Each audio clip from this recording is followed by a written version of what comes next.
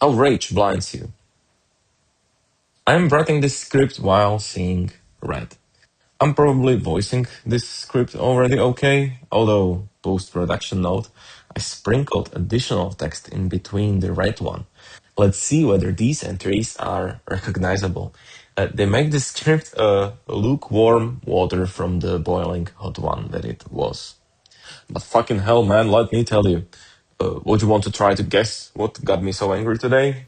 Well, you are free to try, but I won't be able to tell you if you are right or not. Simply, I don't know either. I know what the last few drops were, but what filled the whole cup must be issues running a very deep root. I don't mean the root from the fucking YouTube titles like this invisible root is ruining your success and you should do this to get rid of it. But I mean like an issue that is just baked in and very spread. Pulling it out carelessly and non-surgically would ruin all the ground around it. In this case, either heart or soul.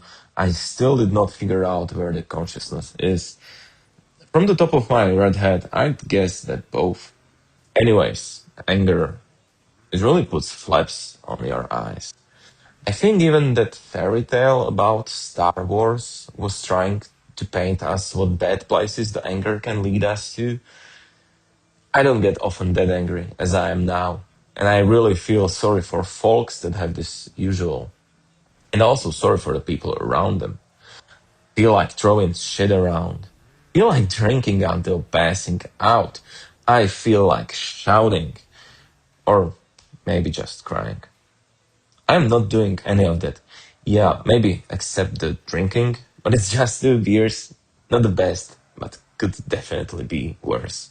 So, in my best efforts, listen though with calm heart, looking for insights, meditations, or maybe explanations of this wild emotion, about the secrets of human wrongdoings, or those who do not realize how such death and anger symbolizes.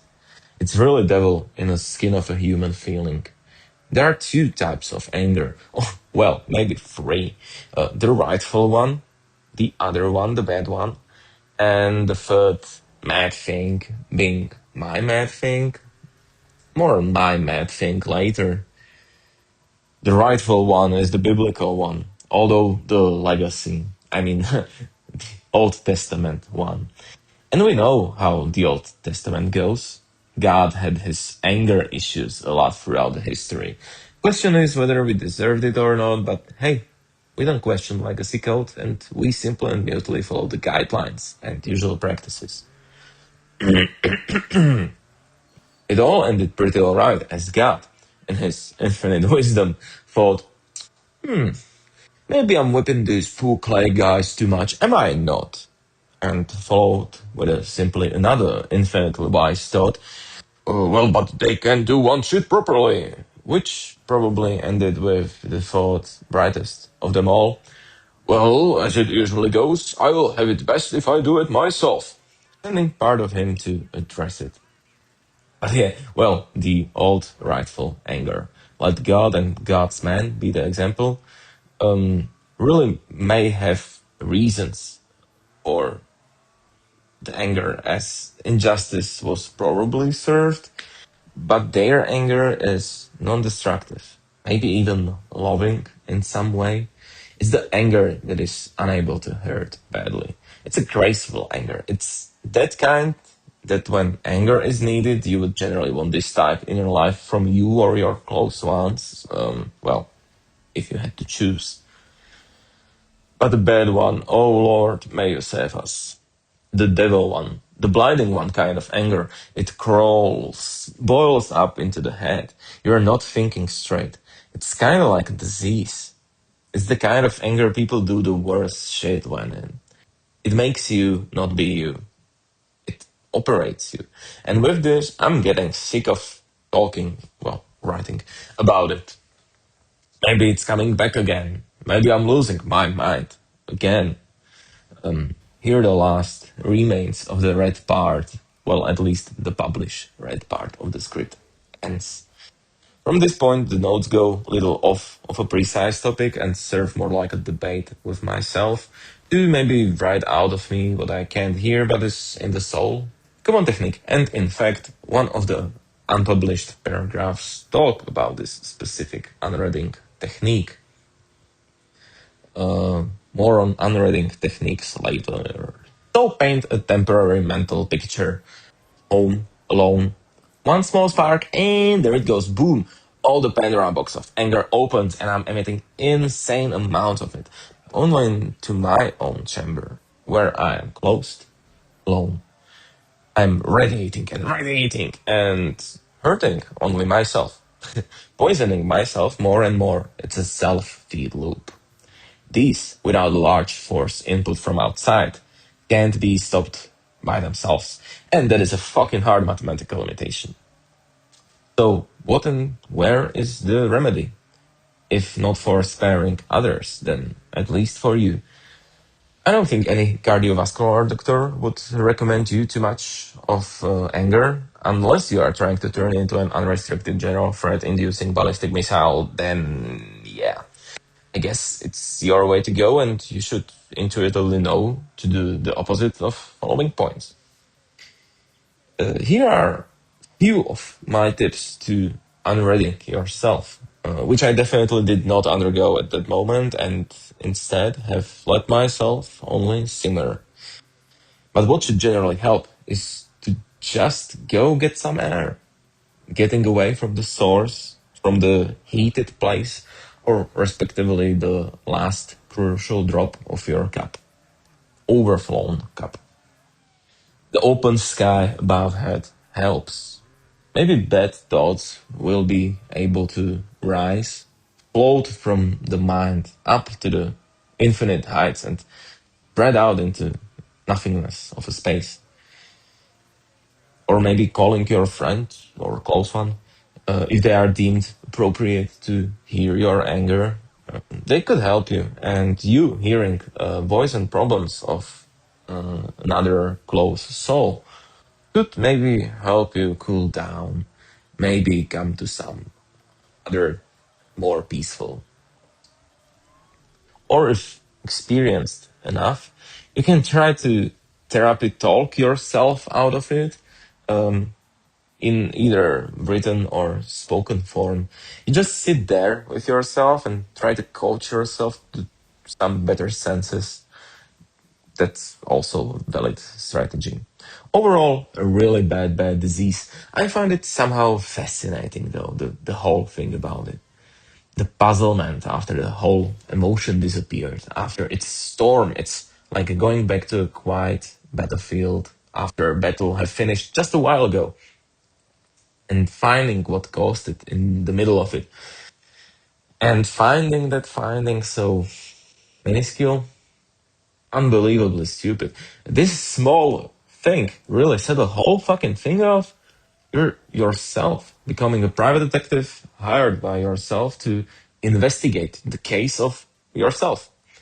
What was going on that this small impulse moved the whole landslide? It's almost like it wasn't you, and things you did and thought and said during the fire, like it wasn't you. Who was in charge and what were the goals? Whose money and whose motives? Where could that have even come from? Get out, you partisans! You were supposed to be on the right side. This is considered terrorism, you stupid fucks! Must have been some kind of a biological weapon. Surely you've been exposed to some kind of chemical substance in the wind, in the water. Surely something, somewhere. Yeah, sorry, bro, but you are not the main character of the chain of chance from Stanislaw Lem. No, really not. No, that's not happening. But if we decide to let go of the paranoid, must have been the commies, and admit all of that was truly you, then we arrive at finally truly interesting topics like who then are you? Maybe the narrow gap in the skin knight armor got hit through, pierced, ka-ching! A lot of pain and scream follows. Raging animal. Knowing all of that, what can one do?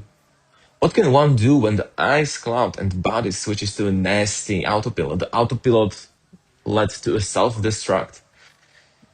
In my opinion, solution is prosaic. You simply don't do anything. Anything that would let you down that early.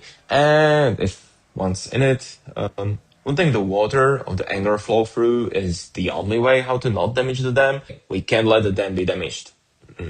In neither way. It's shitty we have to send the water through and only spectate quietly, but stepping in without experience is risky. Although what we can safely and reliably do about it is not to let it happen next time. We know pretty well what sets it off, what situations, moods, ideas, thoughts, and if we do not have this experience, observation is of great importance. Observation is experience, and experience has to be somehow gathered. A small side note to this point: live a shitty life. Live a shitty life. Trying out the shitty life may be rewarding in some cases. Like find shit out yourself.